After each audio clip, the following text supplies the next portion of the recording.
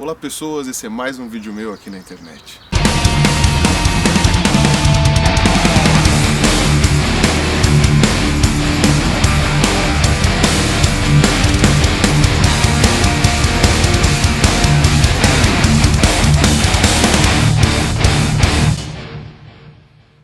Pois é, gente, eu tô fazendo aí um vídeo mais de conteúdo científico, digamos assim. Não é uma parte da continuação da minha viagem, apesar de eu ainda estar na minha viagem. Esse aqui é o parque de Stuttgart, né, o Rosenstein Park, acho não. Eu ainda não fiz o meu vídeo sobre a Alemanha, tá? Então vocês aguardem aí, porque eu sempre faço o vídeo depois que eu saio do país, então ainda vai sair. E já fazia muito tempo que eu queria gravar um vídeo explicando um determinado aspecto da biologia no que diz respeito à parte de sexo, tá? Que já estava há muito tempo já para gravar, estava sempre protelando, deixando para depois. O Yuri mesmo, né, do canal Eu Ateu, para quem não conhece, está aqui linkado. Ele é um cara que queria fazer um vídeo sobre isso já, e como a gente fazia um curso juntos, eu tinha deixado a peteca para ele, mas ele falou para mim que estava sem tempo, tal, não sei o que, e que eu podia fazer o vídeo eu mesmo, que estava de bom tamanho. Bom, então por que eu resolvi fazer esse vídeo? Mais de uma vez eu vi o Yuri e outros biólogos que eu conheço sendo criticados por falarem que a função principal do sexo em humanos não é reprodutiva. Essas críticas vêm principalmente de pessoas religiosas e geralmente bastante ignorantes no que diz respeito à ciência. Então eu vou tentar explicar agora, em poucas linhas, tá, a questão da função do sexo. Isso eu vou tentar fazer do ponto de vista da biologia, tá? Então provavelmente algum sociólogo, algum psicólogo pode discordar de mim em alguns pontos. Eu vou tentar fazer um amarrado aqui para não desagradar ninguém. Basicamente, a função inicial do sexo não é reprodução. A função inicial do sexo é aumentar variabilidade genética. É você trocando material genético com outro indivíduo da sua espécie, você aumentar o número de variantes de alelos genéticos que você pode ter no seu DNA, para que a população não fique homogênea. Isso é sempre bom para que a população sobreviva, porque uma população totalmente homogênea, só formada por clones, né? Uma doença mata todo mundo, né? Um exemplo. Então a evolução funciona com isso. A evolução funciona com o aumento da variabilidade genética, é assim que as coisas evoluem. A função do sexo, em princípio, era essa. A reprodução, ou seja, gerar um outro indivíduo que tenha essas características mescladas, tá, surge depois. Indivíduos unicelulares, vamos colocar bactérias aqui, vai, o mais simples que a gente conhece. Como que eles fazem uma reprodução sexuada? Eles se juntam, trocam material genético e separam. Eles não reproduzem, eles não estão gerando um indivíduo novo, simplesmente eles juntam dois indivíduos, trocam material genético e se separam. Então, isso não é uma reprodução, isso é meramente uma troca de material genético, mas é considerado sexo estrito sensu do ponto de vista de biologia. Claro, tem alguns indivíduos unicelulares que fazem essa troca genética e geram um novo indivíduo. Então, aí já é considerado uma reprodução sexuada. Então, quer dizer, reproduzir-se de maneira sexuada já é uma função secundária da troca de material genético. Mas tudo bem. Durante toda a escala da vida, ela é a função mais importante que a gente vê do sexo para todos os seres vivos, né? O problema é o seguinte, nem sempre aquilo que surge para uma função, ele acaba tendo apenas essa função. Às vezes pode acontecer dele desenvolver uma outra função associada a esta. E eventualmente essa segunda função pode se tornar, sim, a mais importante. Vamos pegar um exemplo agora de um animal solitário, tá? Um animal que viva sozinho. Eu pensei em alguns aqui, mas eu achei que o mais ilustrativo seria o tigre, por exemplo. O tigre é um animal solitário, caça sozinho, ele não é um animal de bando. Ele só se encontra com a fêmea na hora de reproduzir. A fêmea entra no cio, exala feromônios que o tigre macho sente à distância, ele vai, procura a fêmea, copula e vaza. É basicamente isso. E a fêmea fica com o trabalho de cuidar dos filhotes. Posso citar mais um monte de exemplos aqui, sei lá, tartaruga marinha, por exemplo. A diferença entre a tartaruga marinha e a tigresa é que a tartaruga marinha vai lá, põe os ovos e vai embora também, né? Tanto o pai quanto a mãe não ficam para cuidar dos filhos, né? No caso da tigresa, a tigresa cuida dos filhos até um determinado ponto. São estratégias de reprodução, estrategista K, estrategista F, isso daí não vem ao caso agora. O sexo para um tigre, ele tem a função meramente reprodutiva. Como que a gente sabe disso? Porque ele só faz sexo quando ele quer reproduzir, sabe? Ele só faz sexo no período que ele tem certeza que a fêmea está apta para gerar um descendente, ou seja, quando ela está ovulando. Quando ela está ovulando, ela fica vermelha, ela solta feromônios, ela tem uma modificação física. Isso acontece com cachorros, também acontece com gatos. Quem tem animal em casa sabe como é isso, desde que não esteja castrado. Então o que acontece? A função do sexo nesses animais é exclusivamente reprodutiva, e eles fazem de tudo para ter certeza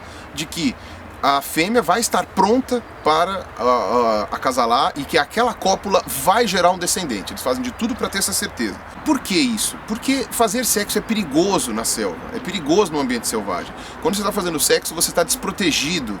Quando você está fazendo sexo, você está gastando uma energia muito grande e fundamental que você poderia estar aplicando, por exemplo, para encontrar comida ou para encontrar abrigo. Então é muito, muito desgastante fazer sexo do ponto de vista energético.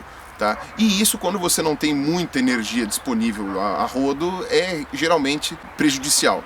Para esses bichos, o sexo é prioritariamente para reprodução. Agora, quando a gente sabe que uma espécie não faz sexo prioritariamente para reprodução?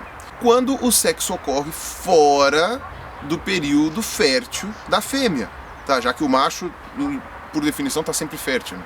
Isso eu poderia citar alguns exemplos do reino animal, mas os mais claros são o ser humano mesmo, né? E os chimpanzés, especialmente a espécie de chimpanzé anão, que o pessoal chama de bonobo, que eles fazem sexo fora do período fértil. O ato sexual acontece em qualquer dia, independente da fêmea estar no cio ou não, ou seja, é um ato sexual que não gera descendentes. Tá? É um ato sexual que não tem como intuito um intuito reprodutivo. E por que eu afirmo, então, que o sexo em seres humanos, ele é prioritariamente, sabe, a prioridade do sexo em seres humanos não é reprodutiva. A prioridade do sexo em seres humanos, ela é ou social ou recreativa. Porque a maior parte do sexo que nós humanos fazemos é fora do período fértil. Digo mais, a maior parte do sexo que nós humanos fazemos é propositalmente fora do período fértil. Por quê? Porque a gente não tem condições de criar um filho a cada vez que a gente transar. Já pensou como é que seria? Se cada vez que você transasse você tivesse um filho? Se cada vez que você transasse você tivesse que arcar com mais uma boca para alimentar? Sabe, isso não é muito produtivo. Em compensação, as pessoas não conseguem ficar sem fazer sexo por muito tempo. Eu vou descontar os assexuados aqui, tá? Não é o caso de falar sobre eles aqui. Mas, em geral, as pessoas têm necessidade de fazer sexo. E aí o que acontece? A pessoa faz sexo e ela se protege, ela usa uma camisinha, ou ela, sei lá, faz coito interrompido, ou ela, enfim, ela usa tabelinha e faz sexo no período em que a menina não está ovulando, alguma coisa assim. Às vezes faz sexo até durante a menstruação, exatamente para evitar esse tipo de problema. Ou seja, tendo em vista isso que eu falei, é estúpido falar que a prioridade do sexo em seres humanos é reprodução. Não é, não é. Se fosse prioritário, esse bando de ignorante que está falando isso aí na internet e em outras discussões, deveria estar cheio de filho. Ou eles querem que a gente acredite que eles são virgens. Ou que por algum motivo eles são estéreis, ou tiveram algum problema de planejamento familiar, sei lá, eles estão tentando ter filhos e não conseguem, sabe? Que é uma coisa que eu não acredito. Eu acredito que essas pessoas fazem sexo, eu acredito que essas pessoas têm uma vida sexual ativa em algum aspecto e elas não estão gerando filhos. Então eu vou dar um chute. De 10 mil vezes, sei lá, que você vai fazer sexo na sua vida, eu acho que eu estou chutando um número muito baixo, você vai ter 3 filhos. Então, quer dizer, de 10 mil vezes que você fez sexo, só 3 tiveram função reprodutiva. As outras 9.997 vezes que você fez sexo na sua vida não teve a função reprodutiva. Qual é a prioridade? Qual parece ser para vocês a função principal do sexo? É reprodutiva ou é recreativa, né, para gerar prazer, ou de integração social? E eu digo integração social porque você tem todas aquelas questões de você se sentir bem depois de fazer sexo, de você buscar sexo quando vai numa festa, sabe? De você, quando gostar muito de uma pessoa, você ter vontade de fazer sexo com ela, o que não quer dizer que você quer ter um filho com ela. Você tem todas essas questões envolvidas. Eu garanto para vocês que isso está sendo dito com respaldo biológico, científico, tá? Você tem artigos e publicações sobre seleção sexual, sobre comportamento sexual em humanos, em bonobos, mostrando que o sexo, em algumas espécies, ele adquirir uma outra função que passa a ser mais importante. Bonobos, por exemplo, têm o mesmo problema que humanos. Os bonobos fazem sexo o tempo inteiro e eles têm uma taxa de fecundidade baixíssima, sem usar camisinha, sem usar pílula, sem usar nada, nenhum tipo de anticoncepcional. Isso significa que o sexo para os bonobos ele não tem a função principal de reprodução, sabe? Uma fêmea ou um macho bonobo que sejam estéreis, eles vão continuar fazendo sexo e vão continuar tendo as suas interações sociais com relação ao sexo, mesmo sem ter filhos. E a mesma coisa acontece com nós, seres humanos. A função reprodutiva, ela é secundária em seres humanos. Quando uma estrutura ou um comportamento biológico adquirem outra função que não aquela originalmente da qual elas surgiram, isso é chamado de exaptação. É um termo cunhado pelo Stephen Jay Gould, um paleontólogo muito famoso, falecido em 2002. Então o sexo ele exaptou mais de uma vez. De um mero mecanismo para gerar mais variabilidade genética, ele exaptou para gerar novos indivíduos e agora, além de acumular essas duas funções, ele também tem a função recreativa e a função de manter coesos laços sociais. Engraçado que o próprio Vaticano, ele admite que o sexo hoje ele não é só usado dentro de um casal para gerar filhos, ele também pode ser usado para união do casal, para que eles se mantenham, para que o amor seja fortalecido. Tá? Isso a própria Igreja Católica admite, inclusive foi um ponto que me corrigiram naquele meu vídeo sobre a Igreja Católica e eu coloquei uma tag lá corrigindo. Ou seja, se a própria Igreja admite que existe uma outra função sexual que não seja reprodutiva, e os números mostram, e os dados científicos mostram, que a quantidade de sexo que a gente faz é minoritariamente para gerar filhos e majoritariamente para recreação ou para gerar laços sociais mais coesos, então eu posso afirmar aqui que qualquer pessoa que diga que a função mais importante do sexo em seres humanos é reprodutiva, está sendo ignorante e completamente idiota no assunto. Então vale aqui também um ponto de curiosidade para quem não sabia. Tá? A função do sexo em seres humanos não é principalmente reprodutiva.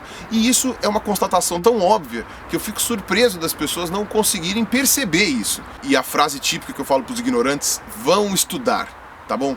Então é basicamente isso que eu tinha para falar para vocês. Um abraço para vocês e até a próxima. Falou!